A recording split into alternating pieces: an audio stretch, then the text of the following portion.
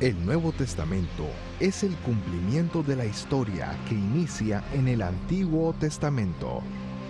En Sinopsis del Nuevo Testamento 1, el doctor Alberto Platt, destacado maestro de la Biblia, presenta un panorama de Mateo a Romanos con un enfoque en el plan de Dios de la salvación. Acompáñenos en este recorrido por las páginas del Nuevo Testamento.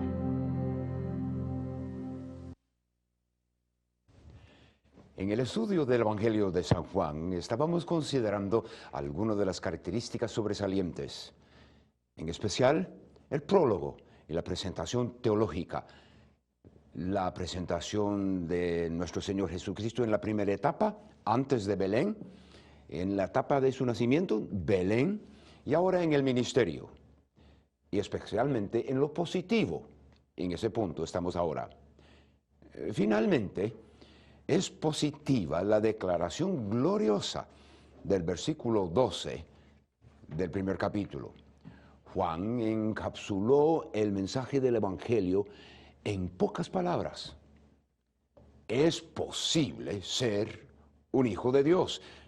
Se necesita el recibir y el creer, los dos términos que vienen siendo una misma idea, lo que popularmente decimos aceptar a Cristo.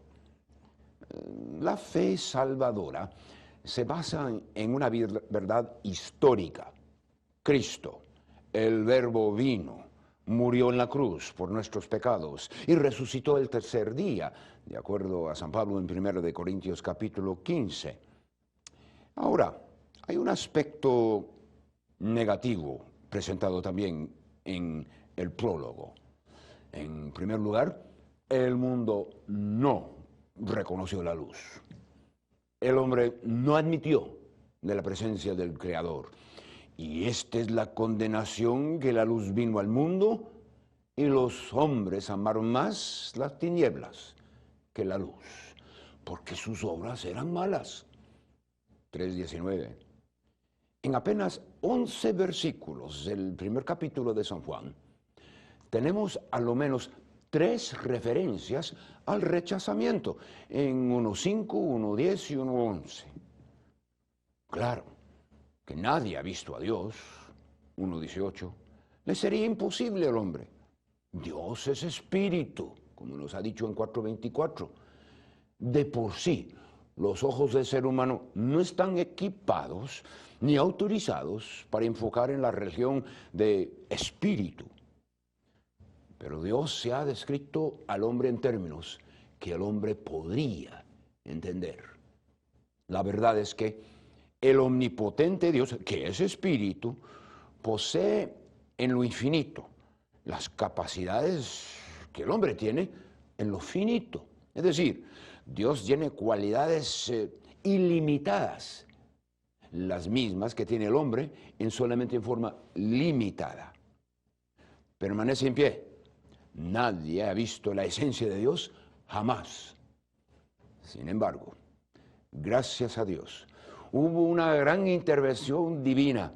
El unigénito Hijo que está en el seno del Padre, Él le ha dado a conocer lo que de otra manera el hombre no lo pudiera haber conocido. Jesús le dio a conocer.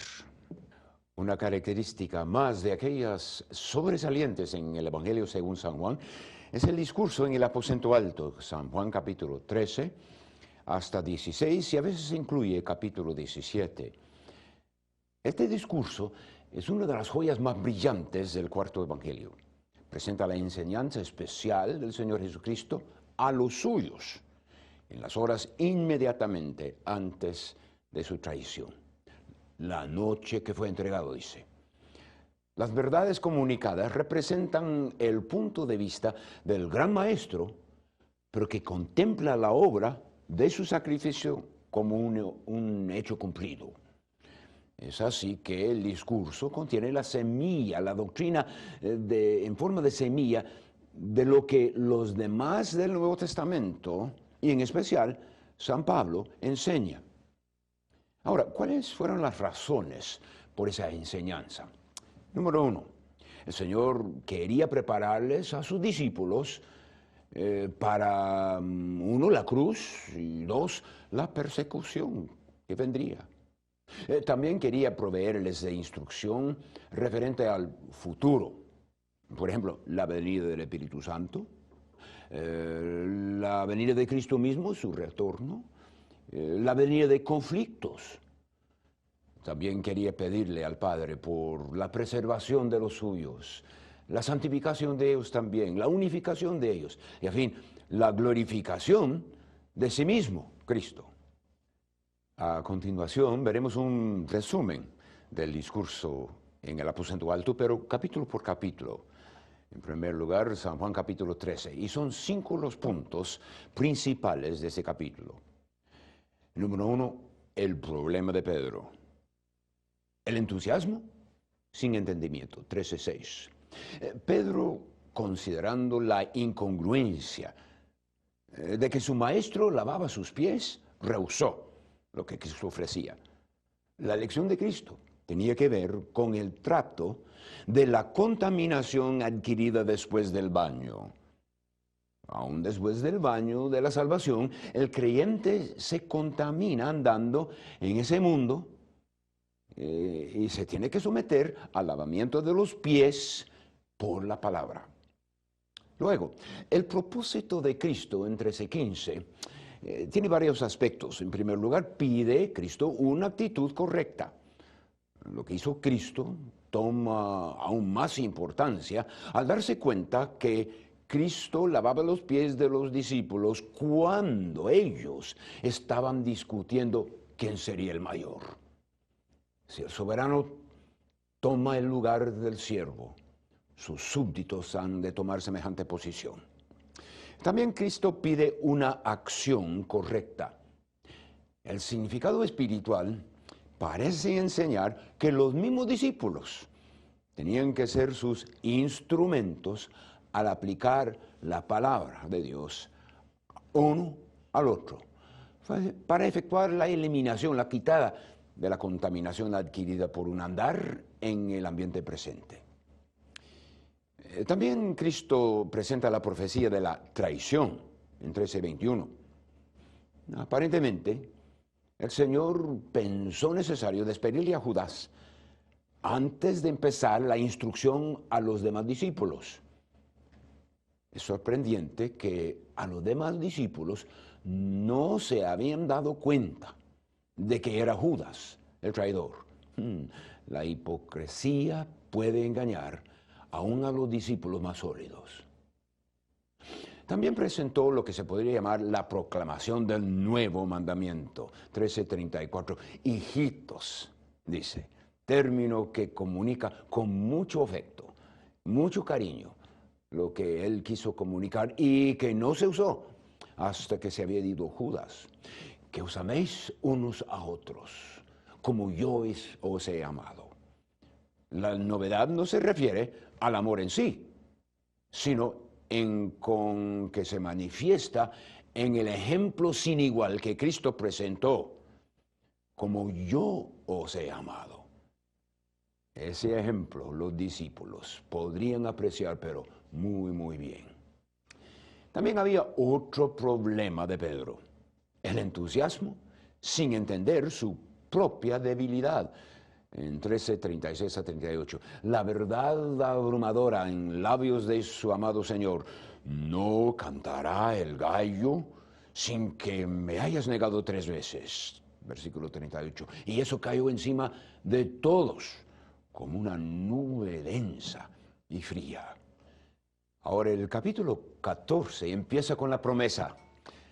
Aquel ambiente pesado causado por lo que Cristo había dicho y que iba a suceder a Pedro, provee el trasfondo de las palabras alentadoras del Señor a principios del capítulo 14. No se turbe vuestro corazón. ¿Creéis en Dios? Creed también en mí. 14:1. Luego especifica lo de las moradas y prometió regresar para llevarlos a los discípulos a donde ellos, las moradas, pero aún más importante, a donde Él estaría. Los discípulos se expresan con preguntas y peticiones, y el Señor comenta: Y aquí está la primera pregunta, la de Tomás. Señor, no sabemos a dónde vas. ¿Cómo podemos saber el camino? No hay manera de determinar su tono de voz, pero parece que son las palabras de uno bien desanimado, palabras de un pesimista. Pues de verdad, no estaba confundido en cuanto a la muerte, sino la misión de Cristo más allá de la muerte. Actualmente, los discípulos sabían más de lo que pensaban. La tristeza les había sobrevenido y de tal grado que sus ojos espirituales se habían sido oscurecidos. Cristo no censuró a Tomás por sus palabras, más bien con ternura y expresó de nuevo lo que los discípulos ya sabían, y así enfocaba sus mentes perturbadas en las verdades profundas y básicas. La segunda petición es la de Felipe en 8:21 de 14. Muéstranos el Padre. Felipe estaba perplejo, pero no indiferente. Él quería ver al Padre de la misma manera que estaba viendo al Hijo. Y Cristo dijo, el que me ha visto al Padre. 14:9. Parece haber sido eso demasiado sutil para Felipe. Ahora, aquí se mete también otra enseñanza importante, esta vez en cuanto a la oración. Todo lo que pidieres al Padre en mi nombre, lo haré, 14:13. Mientras muchos solamente vean la frase, todo lo que pidieres, y se basan toda su doctrina de la oración en ella, debieran prestar más atención a la frase, en mi nombre. Lo que quiere decir, de acuerdo a todo el carácter de Cristo, todo lo que Él es, y sujeto a la voluntad de Dios. El propósito de la oración no es para que se haga la voluntad del hombre en el cielo, sino para que se haga la voluntad de Dios en la tierra. Y hablando de la oración, la petición del Señor por el Consolador está en el mismo contexto. Yo rogaré al Padre y os dará otro Consolador. El vocablo otro empleado aquí significa otro igual y no otro diferente. El Consolador prometido posee las mismísimas características divinas. Además, dicho Consolador estaría con ellos para siempre. La tercera pregunta es la de Judas, no el Iscariote, 14:22. ¿Cómo es que te manifestarás a nosotros y no al mundo? De este Judas no se sabe mucho y su problema tenía que ver con la revelación. Si el Señor volviera a aparecer a sus discípulos, ¿cómo evitaría que el mundo le viera? El Señor indicaba que la condición necesaria para verlo era el amor, un amor que produciría obediencia. El mundo no le amaba, ni le obedecía. ¿Cómo podría haber una manifestación al mundo? Finalmente, en el capítulo, el Señor les comunica una verdad especialmente consoladora. La paz os dejo, mi paz os doy. No os la doy como el mundo la da. No se turbe vuestro corazón, ni tengan miedo. El tema de Juan capítulo 15 es discípulos fructíferos. Yo soy la vid verdadera, y mi Padre es el labrador. El tema central de la porción es el fruto y la manera en que se produce. En primer lugar, la causa de frutos, 15:2, la unión con Cristo, la fuente de vida. El secreto está en la relación entre el pámpano y la vid. Se da por aceptado que la vida tiene el pámpano. Otra indicación más de que la porción tiene que ver con verdaderos creyentes. El pámpano vive. La condición necesaria para producir fruto en 15:4 hasta 6 está completo. Ahora, los discípulos ya estaban en unión con Él. No les faltaba la vida. Una vez habiendo aceptado a Cristo, es imposible estar fuera de unión con Él. Se podría considerar Juan capítulo 10, 28 y 29. Sin embargo, es posible estar fuera de comunión con Él. Para que la vid produjera fruto a través del pámpano, ese tiene que chupar chupar de la vid todos los nutritivos necesarios. Las consecuencias, o sea, los resultados, la producción de esa relación. Y una de las primeras es la oración efectiva.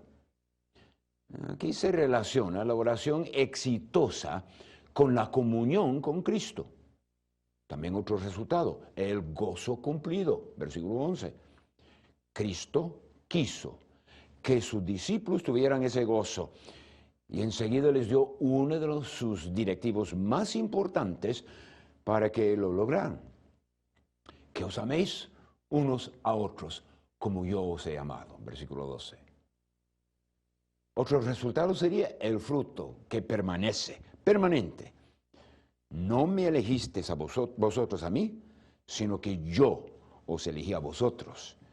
Y eso es una verdad que venía de la eternidad pasada y de los consejos de Dios mismo. A los discípulos y a nosotros también nos ha escogido soberanamente y lo hizo con propósito para que vayáis y llevéis fruto. La vida cristiana tiene un propósito y nuestra selección y preparación han estado diseñados con ese producto en mente. Pero también, a la vez, con todo lo demás, viene el odio del mundo. Capítulo 15, 18 a 25.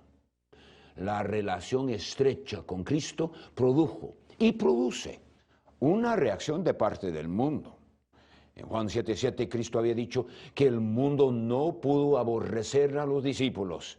En aquel entonces no hubo de parte de ellos, es decir, los discípulos, una identificación con el Cristo repudiado. En cambio, cuando era evidente que ellos tuvieron una asociación con el Cristo de la cruz, algo del mismo oprobio les pegó. También está lo del Consolador en 15, 26 y 27. A quien yo os enviaré, el cual procede del Padre. Él dará testimonio de mí. Conviene observar aquí que el ministerio del Espíritu Santo se enfocará sobre Cristo y no sobre sí mismo. El capítulo 16 de San Juan nos enseña del importantísimo ministerio del Espíritu Santo, versículos 7 a 15, que dependía, ese ministerio, de la ida de Jesucristo, en versículo 7. En los versículos de 8 a 11 se nota que el Espíritu Santo convencería al mundo de pecado, por cuanto no creen, ese es el pecado, no creen en Cristo. También convencerá de justicia, decía Cristo, por cuanto voy al Padre. El Espíritu Santo confrontará al mundo, en este caso, no con su injusticia del mundo, sino con la justicia de Cristo. La verdadera justicia está disponible solamente a través de Cristo, quien murió en la cruz, resucitó de entre los muertos y ascendió al Padre. Y es decir, la justicia viene porque Cristo hizo de una vez y para siempre y regresó al cielo como una señal de la obra redentora terminada. También convencerá al mundo de juicio, por cuanto el príncipe de este mundo ha sido juzgado. La obra de la cruz condenó a Satanás, Colosenses capítulo 2:15 y Hebreos 2:14. La falla ha venido de la corte del cielo. Su sentencia está todavía por imponerse. Apocalipsis capítulo 2, versículo 7. Pero es una verdad incontrovertible. El Señor también prometió un ministerio del Espíritu Santo para con los discípulos. En primer lugar, Él os guiará a toda la verdad. En capítulo 16, 12 a 15. Cristo dijo que Él era la verdad. Entonces, sería la obra del Espíritu conducirlos a los discípulos al conocimiento de Él. No hablará por su propia cuenta, versículo 13. En el orden establecido, antes del comienzo de tiempo, el Trino Dios se dignó establecer entre sí quién haría qué, no siendo el uno inferior ni superior al otro, Cada persona de la Trinidad sabía lo que le tocaba. A su debido tiempo, Cristo dejaba a los suyos ver algo de aquella división de labores. Decía que no le tocaba al Espíritu hablar como si Él fuera el mismo fuente de autoridad. El Espíritu no es el que da origen a la revelación, sino el que comunica ella. Os hará saber las cosas que han de venir. Desde el punto de vista del discurso aquella noche, todo lo demás del Nuevo Testamento cabía en las cosas que han de venir, aquella frase. Sin embargo, parece que sí tenía referencia también a la profecía. Al fin decía que el Espíritu Santo glorificaría a Cristo. Otra vez, Cristo declaró que el propósito del ministerio de la tercera persona de la Trinidad es dirigir y enfocar la atención sobre de Cristo, la segunda persona. Viene siendo una buena norma para autenticar lo que algunos proponen, que es obra del Espíritu Santo. El cuarto evangelio termina con uno de los elementos más especiales y más importantes, como es la restauración de Pedro. Juan capítulo 21, 15 a 17. El Cristo resucitado apareció a Pedro solito, aquel primer domingo de resurrección, como hace constar en San Lucas capítulo 24, 33 y 34, en donde se hablan de los viajeros, aquellos que se levantaron y se volvieron a Jerusalén. Hallaron reunidos a los 11 y a los que estaban con ellos, quienes decían, aquellos viajeros, verdaderamente el Señor ha resucitado y ha aparecido a Simón. También en 1 Corintios capítulo 15, los versículos 4 y 5, en donde decía que fue sepultado el Señor y resucitó al tercer día, conforme a las Escrituras, que apareció a Pedro y después a los 12. Lo que sucedió entre ellos, Pedro y Cristo, durante aquella reunión no se nos ha revelado. Sin embargo, no erraríamos al decir que se arreglaron cuentas y por gracia Pedro resultó totalmente absuelto del pecado de haberle negado a Cristo 3 veces. Y ahora, en las orillas del mismo lago, en donde sus relaciones habían empezado hace poco más de 3 años, y dirigiéndose a Pedro, Cristo hizo hincapié en el amor. A través de su ministerio en la tierra, otros no habían correspondido al gran amor que el Señor les había mostrado, pero Pedro sí. El pescador Pedro, ya reconciliado con su maestro, recibió de nuevo la comisión. La figura ahora no es de pescador, sino de pastor de ovejas. Y el Señor le encomendó a Pedro que los apacentara. Gracias a Dios por su misericordia. Sin duda Pedro diría con Pablo, doy gracias a quien me fortaleció, a Cristo Jesús, nuestro Señor, porque me tuvo por fiel, poniéndome en el ministerio. 1 de Timoteo 1:12. En conclusión, San Juan decía, hay también otras muchas cosas que hizo Jesús, las cuales, si se escribieran una por una, pienso que ni aun en el mundo cabrían los libros que se harían de escribir. El último versículo alude al muchísimo material que no se incluyó en ninguno de los evangelios. Los 3 años y medio de ministerio de Cristo aquí sobre la tierra produjeron más de lo que se podría incluir en una biblioteca completa de libros. Sin embargo, tenemos a la mano exactamente lo que Dios quiso que tuviéramos. Convendría volver a estudiar el cuarto evangelio repetidas veces. Así, el creyente se deleitará con sus delicias y tendrá la oportunidad de masticar su vianda.